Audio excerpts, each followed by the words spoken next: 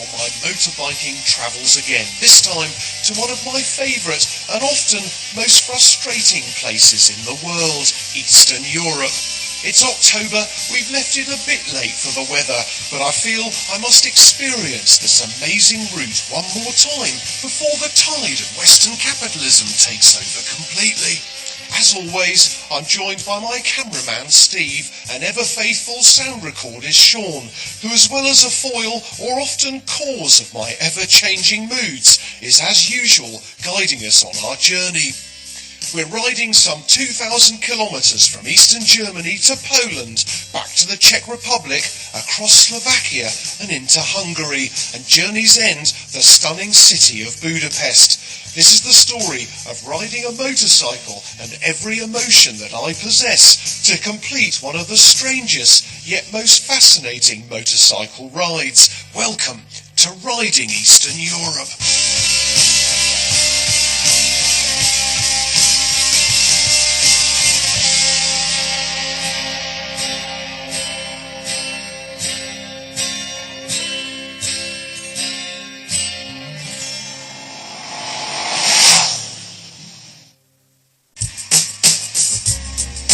Well, we're right in the midst of our tour of Eastern Europe aboard my MZ Street Fighter.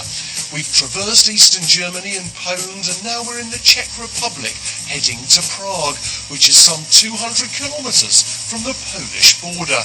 The weather has been unbelievable for the last week, with temperatures in the 20s. For October, that's amazing. If that's global warming, I'm up for loads of it. I also get the chance, which I've learned to savour on this trip, of doing the last leg of the journey on the motorway, an opportunity to get some speed up at last. But then we reach the outskirts of Prague and everything slows again. Either way, after about 8 hours of riding, we've made it to the centre of this fascinating city. Fantastic. Well, we made it. God, it's been a long day riding. Even though it was only about 230 kilometres, that road is really, really slow. So much road works, and it's all single lane basically over the mountains. Just the last bit on the motorway was great. So we're here in the wonderful, wonderful city of Prague.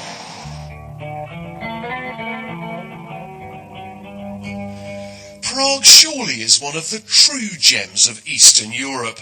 Everywhere you look, there's the most incredible view or architectural wonder. I've been lucky enough to come back to this city many times since the Velvet Revolution in the early 90s, and I never tire of this sublime city. To capture the real essence of Prague, start your journey here, on and around Charles Bridge in Prague 1, and then fan out from there to the various squares, palaces and cathedrals. Whatever you do, you can't fail to be spellbound, along with a myriad of other tourists wishing you weren't obscuring their view either. Prague has changed immeasurably since the 90s and has become one of the busiest tourist attractions in Europe. If you think you've still got time to experience the old communist Prague, I'm afraid you've missed it.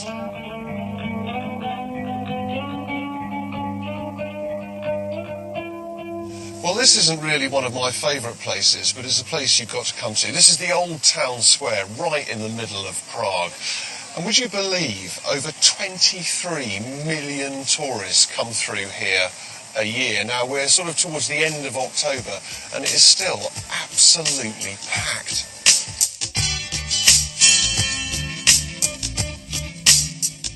Now, I was going to show you the astrological clock, which is just behind me over there, but it's got scaffolding all over it. But the story was the guy who designed it was actually blinded by the state to stop him making or designing another clock somewhere else in another country. But then he climbed up the clock, blind, don't know how he did that, and vandalised it. So I guess got his own back, really. One thing that sums up the tourist situation here is the plethora of people standing just over there, offering the tourists all kinds of boat trips, walks, guides, etc. I'm just surprised all of them make any money. As I wander around, immersed in my thoughts and lapping up the atmosphere, I begin to sense that something's wrong with Sean, mainly because, for once, he's fallen silent and has retired to a nearby bench. Time to get him to a cafe for some sustenance, or at least an explanation. It's like being on your own, really, here. He's got food poisoning. He's not happy. And give him his due, though, he still has come out and about rather than staying in the hotel looking at the wall and moping. He might be asleep, actually. Sure? You're right.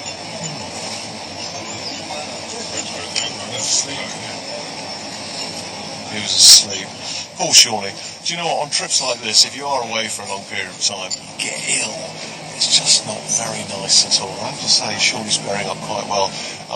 This is mainly due to a small chicken pie he had last night. I've told him to stay away from the fish, so the poor man goes and orders chicken, and this is what happens.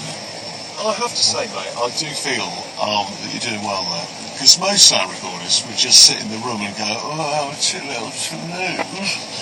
But at least you're out and about with us, even though you don't talk. I am getting better. I tell you, there is one benefit, actually, of Sean being ill. I don't get that constant banter. And did you know that Charles Bridge was built in 1480 by a small dwarf with a pickaxe? I think, though, it was more than one dwarf, though, to be fair. I have to tell you, Prague is getting worse and worse every time I come here on the tourist front. It's becoming so commercial, and there are literally hundreds of thousands of people everywhere you go. It is late October and it is still so crowded. But it's worth persevering, I guess, and braving the tourists, or alternatively, you could brave the cold and come here in January, when you'll be assured of a virtually tourist-free environment. Sean, on the other hand, right now, can't really brave reality. Poor old Shawnee, he's a bit ill, I'm afraid, so we sent him off to the hotel. But anyway, now, if designer labels is what you're after here in Prague, then Periska in Prague 1 is the only place to shop.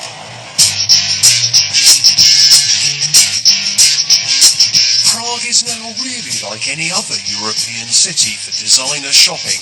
Every designer label is represented here, and things are a little cheaper than dear old England, so it might be worth making the odd purchase. Having seen Prague develop, it amazes me how quickly Western values and brand names have set up shop here. It was only 5 years ago that you couldn't even buy fresh milk. Funny how things change so quickly, and there's a buck to be made. Time, I feel, to sit back and let something even older than me take the strain of relentless sightseeing. Are you ready? Yeah, we're good, mate, we're good, thank you. Well, I've given up on the motorbike, so there's many ways you can see the city: by boat, by horse-drawn carriage, or by vintage car.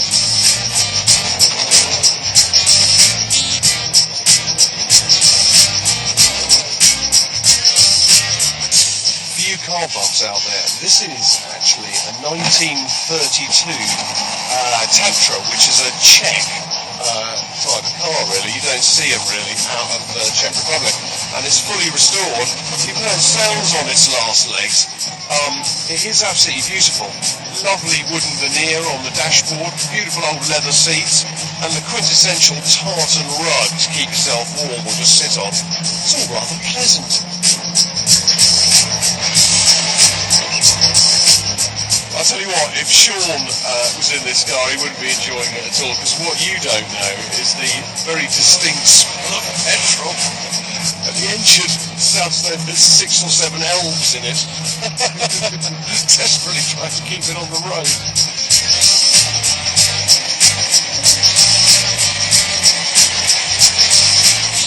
Prague is a real eclectic mix of, you know, beautiful architecture and traditional sort of Gothic and medieval music and all this kind of stuff, and it's very sort of literary. There's also poets and filmmakers and all that kind of stuff. But then there's the absolute dross that Western capitalism has brought to Prague, like 830 brothels and tons of neon little casinos and things like that in Wenceslas Square. But it is still a place to come.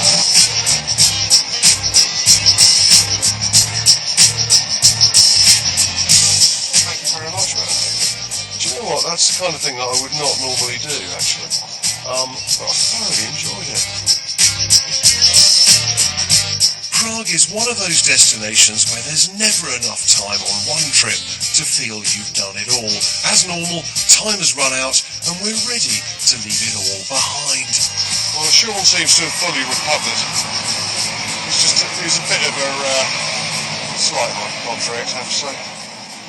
But anyway, his stomach seems to be fine. And we're leaving Prague, if I can find the keys, to go out towards Brno, still in the Czech Republic, but heading to Bratislava. And we're going to go to a little place called Kutná Hora. Anyway, let's get out of Prague, eh?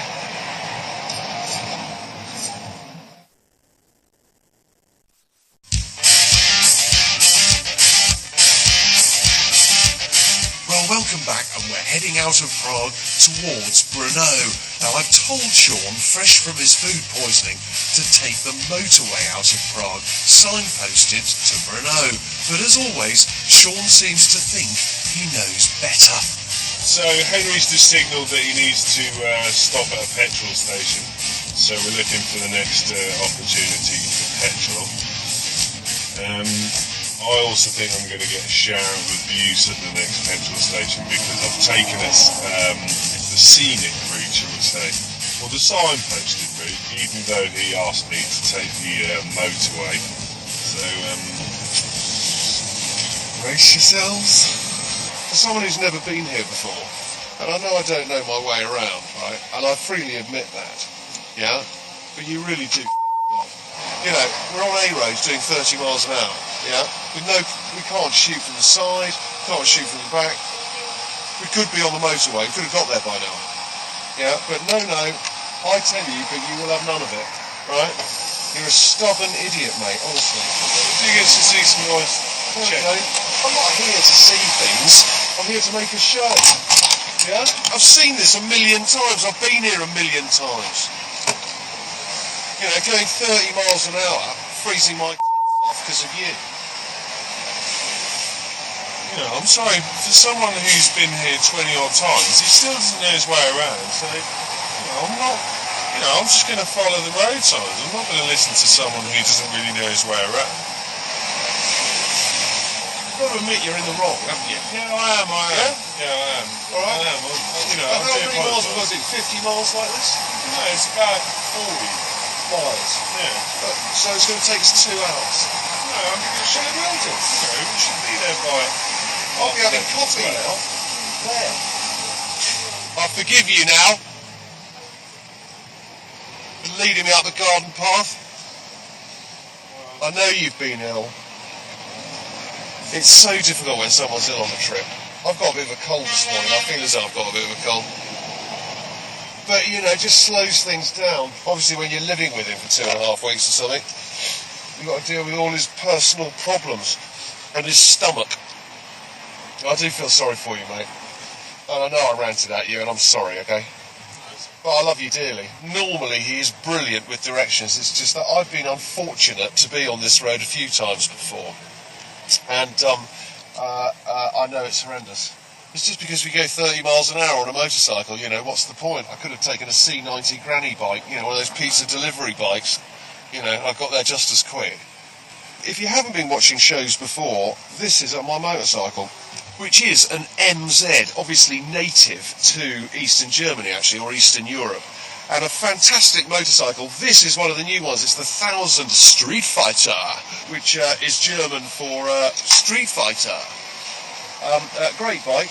It's a twin, a parallel twin. It doesn't really compare probably with modern Japanese bikes, but at the same time, if you're wanting something individual and something that no one else has got, it is quite interesting. Also, the styling of it is what they call radical, but all round, quite enjoying riding it. Well, that's enough of that for the time being anyway. I've made my peace with Sean and probably, as always, I may have overreacted. We're eventually on the motorway heading for Kutná Hora, but for the moment, the joy of being motorway bound is overwhelming. There is only one motorway, the D1, which runs from Prague to Bratislava. It's 2 lanes of carriageway and incredibly empty, which allows me to stretch my MZ's legs for once. It's all too soon though, before we have to turn off and hit the A roads to Kutná Hora, but this time they're lovely with fabulous scenery. Wow, sometimes you just got to come back and have a look at some views. This is a fantastic bridge on the way to Kutná Hora, and just look at that.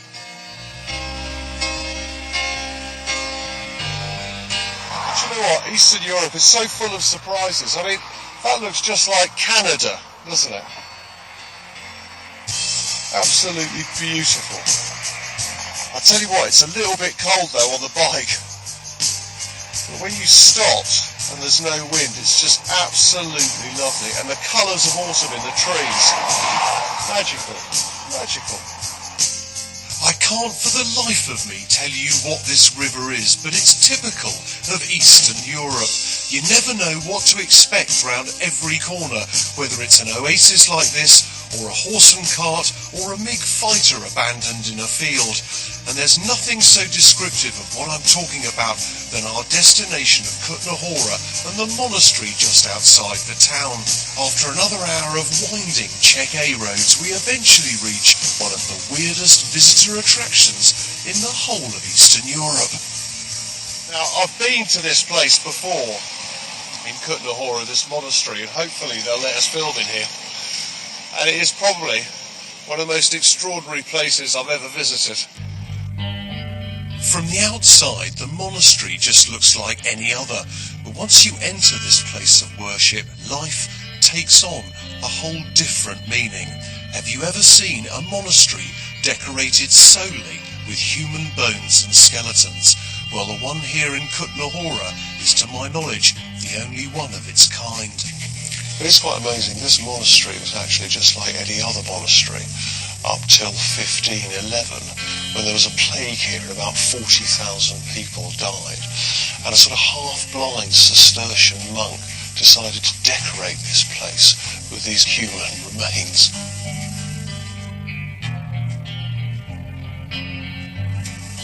The centrepiece of the rather macabre exhibit is this incredible chandelier. Now, this chandelier is made up of every single bone that you can find in the human body.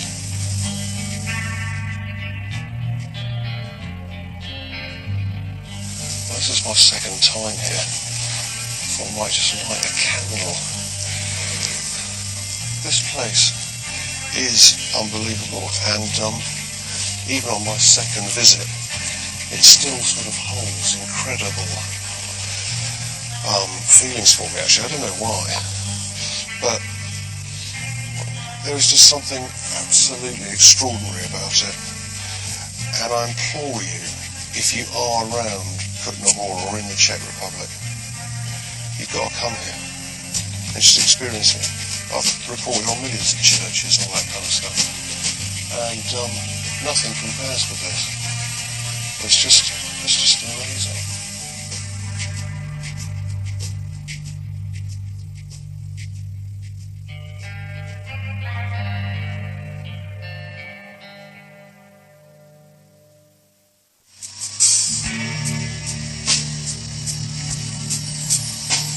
As we roll out of Kutná Hora, I can't help thinking why the monastery has had such an impression on me. Perhaps it's because the decor is made up of 40,000 skeletons, all of which were once people who thought the world revolved around them, and now they're just a skull decorating one of the buttresses. How irrelevant one's place on earth can turn out to be.